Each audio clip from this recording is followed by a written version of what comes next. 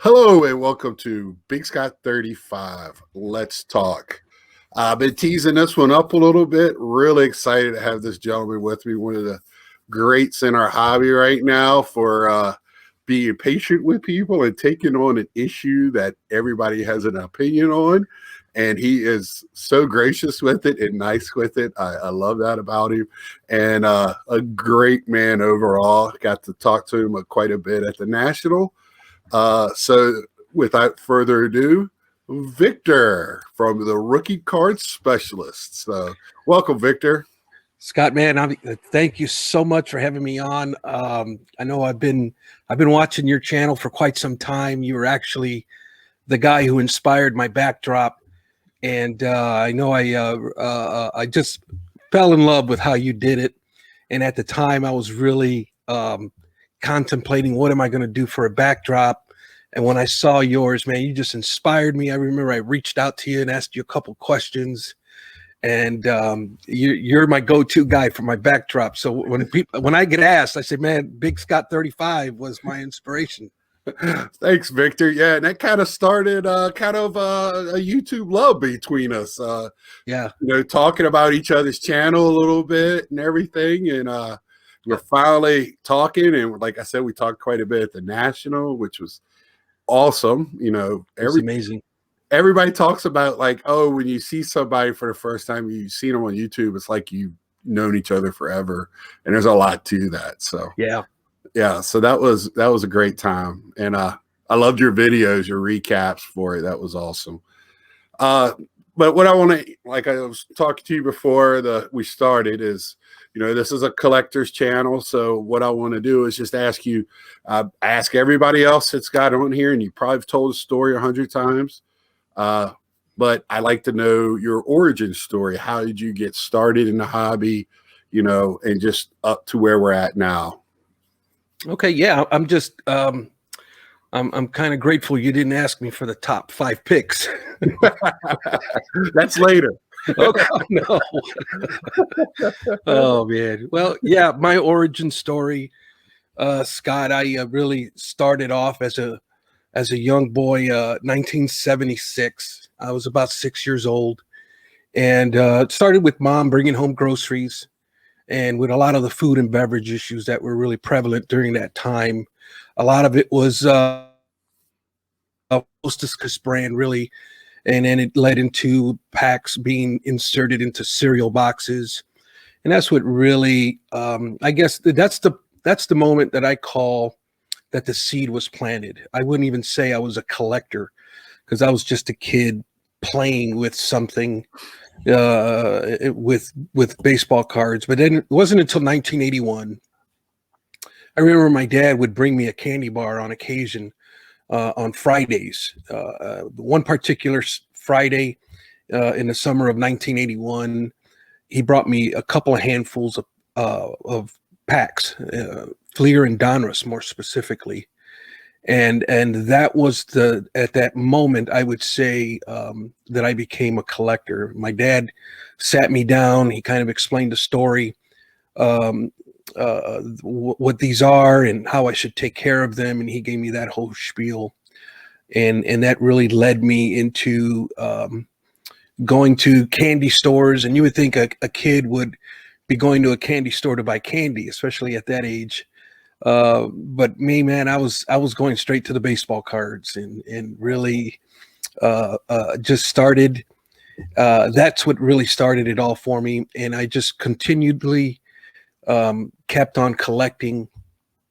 Around 1994, I was really seriously into it. I was living in the Chicagoland region, where the Bulls were very prevalent. And I just remember a big Michael Jordan collector, always have been. And I made the decision that I'm going to be a dealer at that time. By now, I'm in my early 20s. By now, I'm working. And so I started doing card shows up until about 2003. 2003, I was pretty burned out with doing card shows. I was burned out with the hobby in general, with the amount of product that was being released. And I think my big discouragement came because I was trying to, I grew up in the 80s. I collected in the 80s. That's how I started. And really things were affordable. There weren't that many sets. And I tried to collect everything back in that era. And I kind of grew up with, you collect everything. Well, when it come to early 2000s, there was just so much product being released. And I was trying to keep up. And that was my big problem. Another problem that I had was, I had 5 children, and they're at the age where, my wife needs help, and I want to work. At the time I was working midnights. I want to sleep all day, and then on the weekend I want to take off to card shows, and then I want to come home on Sunday and rest. Well, that wasn't real fair to my wife and my family. So in 2003, I decided to hang it up. In 2004, I completely sold every card that I had, with the exception of maybe a little 2-row shoebox. I had probably halfway full, and that was just by fluke that I found it. Months later. Oh wow, I forgot to give this guy this box too. But oh well, and that was really. I took a 10-year layoff between 2004 and 2014 when I came back to the hobby. Okay. Well, we are very similar other than the 5 kids. And I hope your family doesn't watch this, because you said it was a problem. So I know what you meant. Yeah. But, I always had one toe in. I never fully got out. But, man, when you said the 80s and it was just a few sets. Yeah. You had Bowman. You had Topps, Fleer, Donruss for most of the 80s. So, yeah, that was it, and no numbers and no variants. And the rookie card was the guy that played last year. Now, in your area, was traded sets around like in the 80s? Like, my shops, I only had one, and it was it was also a used jewelry store as well. So he didn't have traded stuff or anything like that. He didn't even have boxes. I had to go. You said going to the candy store. I went to the candy distributor, straight to the distributor, to buy my boxes. They had a window at their store where you can go in and buy the cases straight from them. A lot of people went in there to buy their blow pops and stuff to sell for, whatever. But, I was going in there getting boxes of cards with my dad, or my friends would pull our money together. So that was, you hit a lot of notes that we're very similar. And I knew that I knew we had some similarities, just the way we get along so well. But, I just wanted to touch on that. So you said you stopped in 2003. I stopped in the 90s when I was 20. I didn't totally stop. When I go in a 7-Eleven to pick up my adult beverages, if it had packs there on the counter, I'd pick up some. I was kind of the guy they knew as the guy that bought the baseball cards at the 7-Eleven. So that was kind of how I kept one toe in. I had to re-catch up on everything in about 2009, 2010. I was like you, trying to collect everything. Yeah. And, thank goodness I found a YouTube community and found out, hey, that's not a thing anymore. Yeah. So I have a lot of cards. I bet. So that was a very interesting story. So we jumped to 2014, and we have all these different cards, different variants. So naturally, that got you to, okay, I like the rookie cards. What is the rookie card? I'm having confusion, because I've had that confusion as well. Yeah. Is that where that led to where you're at now? Yeah. It was a slow progression, but I know, just to touch base on the 80s again. The 80s, there was a rookie card boom. Mm-hmm. So because of that, the rookie card had always meant a lot to me, because it's always been a thing. Right. Well, yeah, when I came back in 2014, I started watching videos. I started, reading articles and that sort of thing. And I got real heavy into doing breaks, not doing them, but participating in spots and that sort of thing. And I did that pretty heavily for like my first year. And then I started, I got on Facebook and I started going on garage sales and on groups and that sort of thing. And I started buying collections again.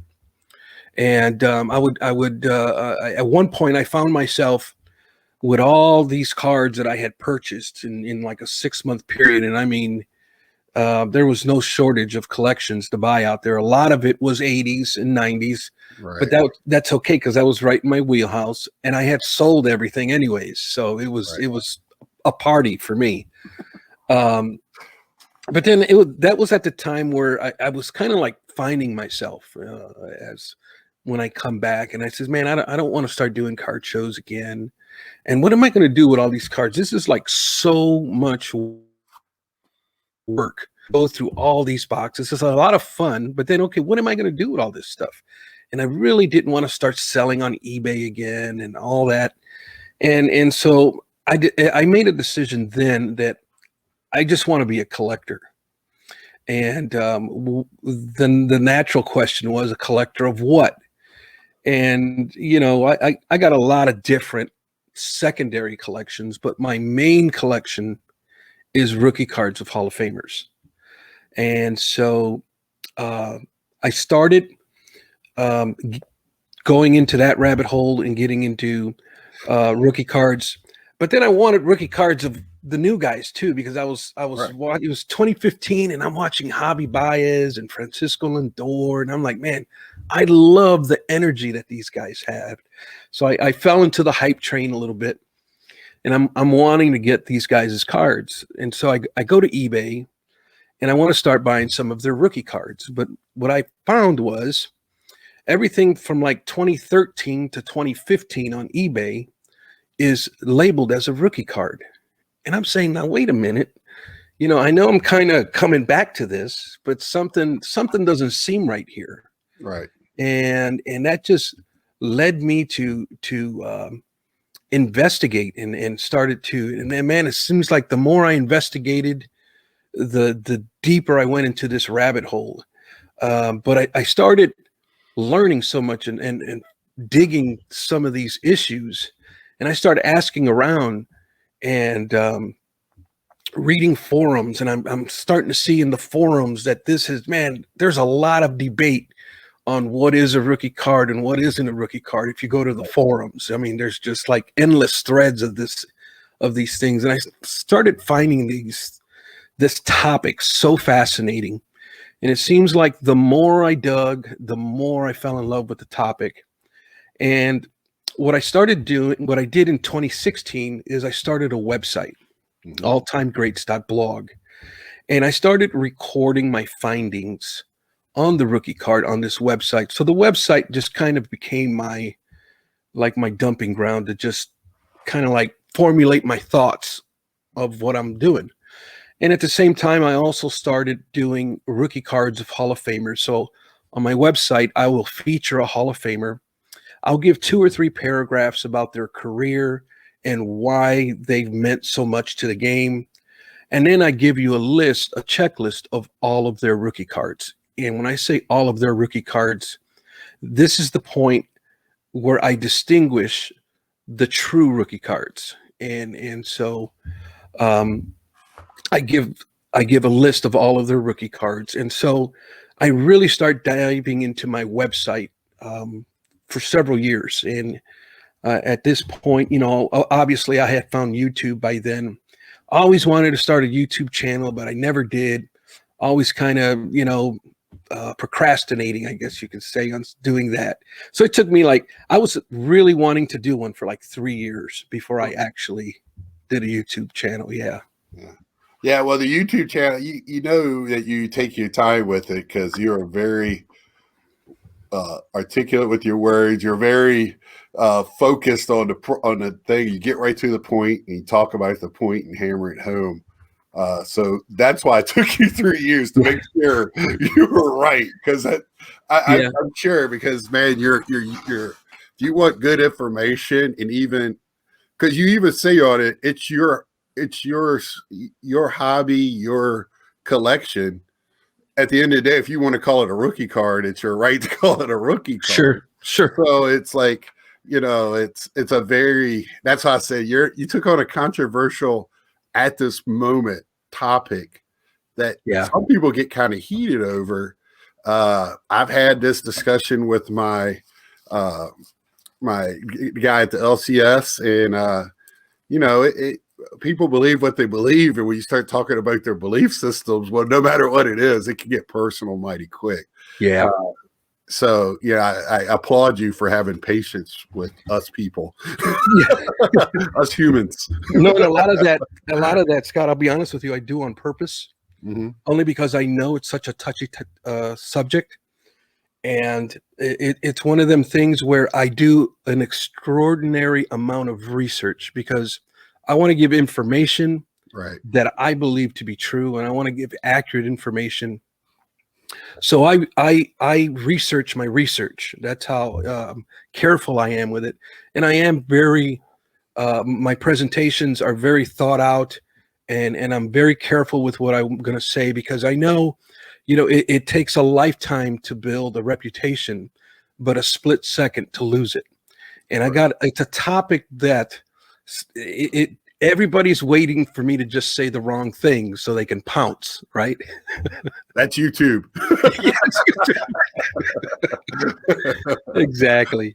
At least it's not Twitter, because it'd have been worse.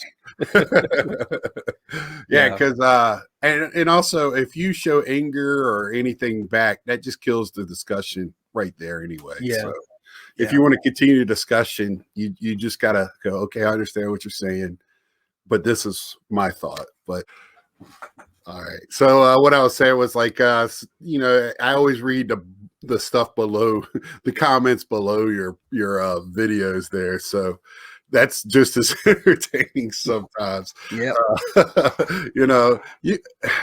you made it when you get to troll status. When people start trolling you, that's when you're doing something right. That's what I've always said. You get a thumbs down. I take pride in that, because that means I've done something right to get somebody to come and do that. So so you always take it in stride. And I wanted to, with your collection, I know you're still doing the Michael Jordan's basic set registry. The basic. Do you do any other set registries outside of that? Or? I actually got 10 registries started, and I've got 4 completed. Wow. So I'm working on 6 other ones, and now a lot of them are players that I enjoy. So I'll do their rookie card run, like say Tim Duncan for one. I love Tim Duncan. So he's got 18 rookie cards. So there's a set registry for all of his rookie cards, and then I do Kobe Bryant. I got all his, Frank Thomas, Sammy Sosa, Randy Johnson, and a lot of player rookie card set registries. But then I'm doing the top 100 cards of the 80s by Mike Payne. I'm doing that one. We mentioned the Michael Jordan basic set registry. I'm doing the Roberto Clemente basic set registry. So it's kind of where my heart and passion really lie, is in the set registries. That was my gateway into graded cards, was the set registry. I think that's for a lot of people, and that's when people get addicted to PSA. Me and you talked about Roberto Clemente at the show. I started picking him up, but I'm just kind of using the set registry as a guide. I don't care what, I got the SGC rookie. Sure. I just want to get the nicest card, the nicest example for the price I can afford. Sure. For that one, I'm doing Gary Carter. I got 4 or 5 set registries with Gary Carter, and then the 1971 set. So, which I've kind of stopped because I've been working on the Gary Carters here lately. So Oh, and my favorite one is the I don't know, can't believe I forgot about this one, but the post-war Hall of Fame rookie card set registry. Oh, you're in that one? Yeah. Okay. That's a big boy one. That's a big one, yeah. Yeah. Yeah, I don't even want to start talking about some of those that you're gonna have to get. So yeah. I mean, and if I don't get, if I don't get them all, I'm okay. But that's like an ongoing one. It like never ends, right? Because every year there's added, Right. So, but I really enjoy that one. Now, are they? I don't know how now the new ones. I guess in the last 20 years, when they do that set registry, is it the Topps flagship first card printed, or is what they recognize, or is it the first regular flagship card? Because it could be an update, it could be right? When it gets into the modern cards like in the 90s and 80s and 90s, it varies. I think they do a poll, if I'm not mistaken, okay, or somebody up on the PSA set registry management team, they kind of choose. I think the future Hall of Fame set registry is with whatever's in there is the one that typically ends up in the post-war set registry. Okay. So yeah, that's where, because my whole growing up was the 82 Ripken with him and the other, I can't think of the other guy on it with him right now, but that was the rookie card. And now here lately you start people talking about the traded. That to me is that's a second card to me, but now that's changed because they start, I know it's not your forte, it's the Bowman first card, but Bowman now has created players that in a pipeline card, and then the next year put them in the first card. Right. So they love to make confusion. Bowman. But that's actually legal. According to the rules set by the Players Association, that is actually legal. The only players that can have a rookie card are the ones that have made it to the pro roster.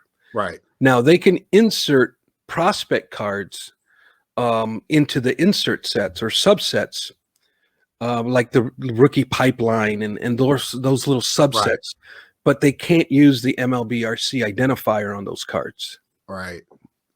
And that was the thing that me and I've had this discussion. So I Mets fan, huge Pete Alonso fan. Well, 2019, the Bowman set comes out early in the year, and they made a prospect card of Pete Alonso. Well, people are trying to sell that as this rookie card. It's not. It's not even his first card. It's just a prospect card. Right. Actually, later on, this is where my props are going to come in, made this in Bowman. Or Bowman Chrome and Bowman Draft, I think, that year had his RC logo on it. And I know this is a rookie year card more than it is a rookie card. There you go. That's my lingo, is rookie year, rookie card. This to me is his rookie card, is the the actual flagship 475. But what gets me is I have over 30 different versions of this card, right? Drives me crazy. Wow. Parallels. Yes. And that's not even the tip of the iceberg. And you don't have them all. No. I have a display of just 475 and I even have the Chrome versions, and I'll count the Chrome versions. It's not 475, but it's the same card. It's the same picture. Right. So, and like you said, it's the way I hobby, right? Mm-hmm. So here's my favorite player of all time, Gary Carter. This is known as his rookie card, right? Yes. The full size, no doubt about it. Catchers, rookie catchers, outfielders. But also have it in a mini. Mm-hmm. So my question is this a rookie card or is that a rookie year card? Yeah, I consider that one a rookie year card, Scott, and I'll tell you why. Okay. And it's because the minis are a subset. Okay. It's not part of the actual base set. Okay. Okay. Subsets historically now, subsets have never been considered true rookie cards. Okay. Yeah, that's part of your 10 commandments thing. Mm-hmm. The rookie card. And then, this is what I love about our timeline. He has 4 sort of rookie year cards and a 5th one if you count the teams, the team card of that year, which I don't really count. But so this is the other one, the SSPC. So would you consider that a rookie card or a rookie year card? A rookie year, only because it wasn't the distribution method on those was different, and also it wasn't really considered a mainstream product. Right. And the only reason why I'm asking is because when you go to eBay or you go into shops or you go anywhere to buy them, they're always pushing, "Hey, this is his rookie card." When okay, right. And this one here is I got this one raw. It's I need to get it graded whenever PSA comes to reality. It's to get it already graded in a high grade. This is a pretty expensive card. I mean, it's not the same as the Topps one, but this is from the Memphis Blues, and this is even labeled on sites that list checklists as a rookie card. Okay. And I'm like, well, that's a minor league card. It's just of that year. It's right. The 75 year. Right. So even I know, I don't even have to ask you how to me, that's an XC, right? That's before rookie card. Yeah, I call those pre-rookie cards. Right. What I do is, I follow the template set by ComC, and there's is pre-rookie cards. That's where your minor league cards or your prospect cards land. Mm-hmm. Now I've been asked, well, no, there's a difference between a minor league card and a prospect. There's 2 different, but I don't feel the need. I don't think it's that important to create a subcategory under a category, and we're starting to split hairs. Right. I would like one term, one all-encompassing term, one bucket per se, right, for everything that was released prior to his rookie year. Mm-hmm. So in that bucket, I put minor league cards and or prospect cards. Doesn't matter. They all fall under that category. Right. Yep. So to me, it's like that's is where I as a old school collector, I get kind of frustrated with because we talk about was only three or 4 sets in the heyday. Then in the 90s, you got a blow up where everybody and their brother making cards and they started making multiple sets within their own company and all that. To me now, it's just as bad. I'm not calling it by any means a junk era, but I don't know if we knew we were in the junk era when we were in the junk era. So, right. So, I don't know what we're going to call this 20 years from now, but I just think it's crazy. You throw a number or a different color on the border and all of a sudden it's a different card and it's all that stuff. And it's all of a sudden 25 times more expensive than the base card. No, and my biggest concern with the parallels today, and I love them. I'm old school, but I love them. They're cool. Yes. They're cool. I love the shiny, but they're devaluing the value of the base rookie cards. Right. It's like you pull a base rookie, and it's like, oh man, it's like you just pulled the best player out of the set, and you're all manning only because it's not a parallel, and. And there's just no respect for the base card. Unless it's a 10, then it's good trade bait.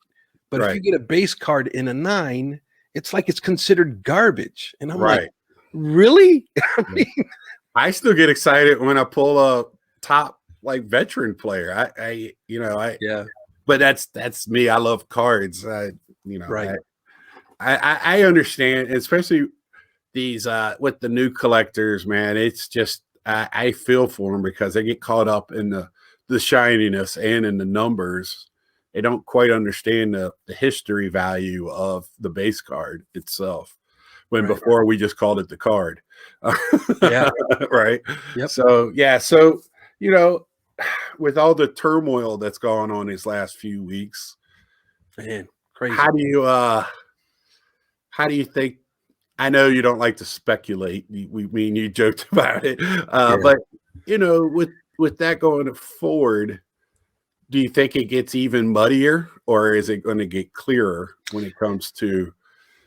Because you've talked about it before. It's like a race to get that first card out. Yeah, and they knew Wander Franco this year was going to come up, so it's kind of hard to imagine why they're not putting him in update and holding him till next year is just to sell product. So, unless the MLB for some reason said do not put him on there, but it's kind of hard to fathom that. So, do you think, like I said, is it going to get muddier or clearer? Or what do you think it's going to?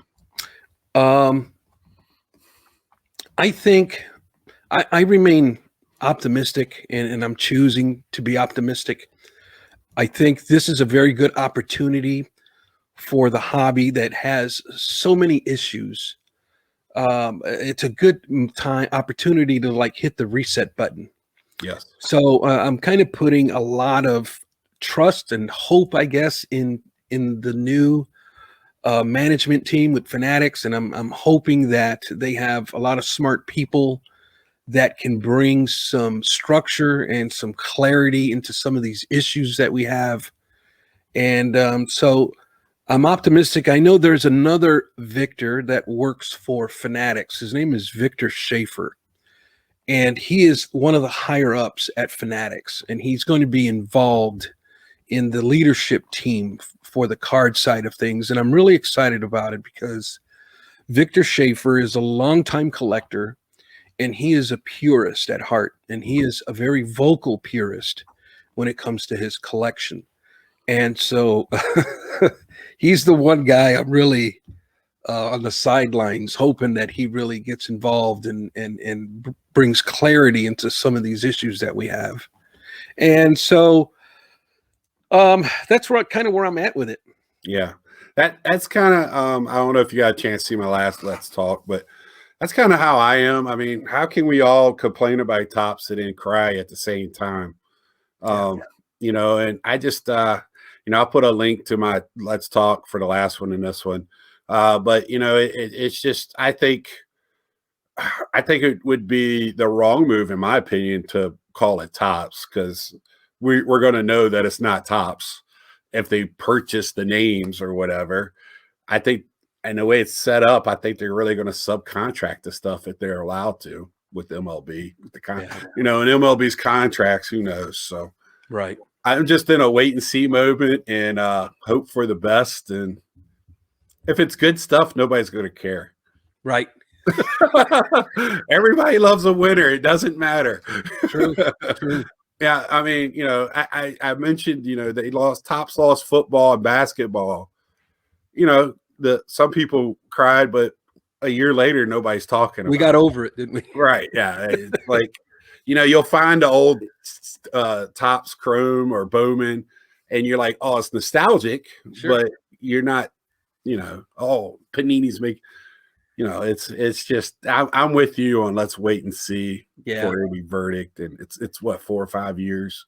Yeah. So let's just enjoy the hobby no matter what name is on the card. Exactly. And there's a lot going on, man. So right. And everybody the complaining about who you grade with and all this stuff, and I love the hobby, and that's just all nonsense to me. Yeah.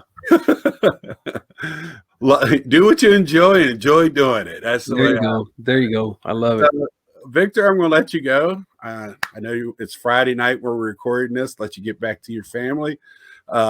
So any thoughts on what you're looking for now or what you're hunting for out there right now?